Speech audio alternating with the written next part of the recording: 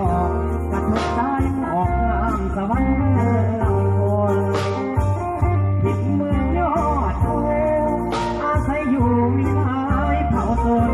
อาภาเผาคอหอยาวป่าโคน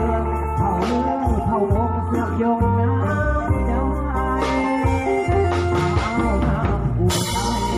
งามไม่ลายผ่านการน้องนาสาวบ้านเมืองบ้านลุงผู้นา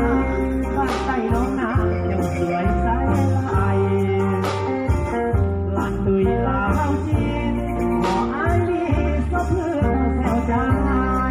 สาวอู่เนื้อเจ้างามบ่นายบ้านตากฝังใจสุนทำบ้านกา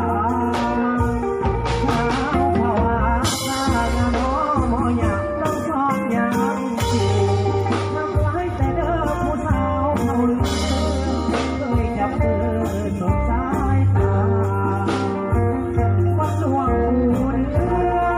สองเข้าเมืองขอพรสัญญา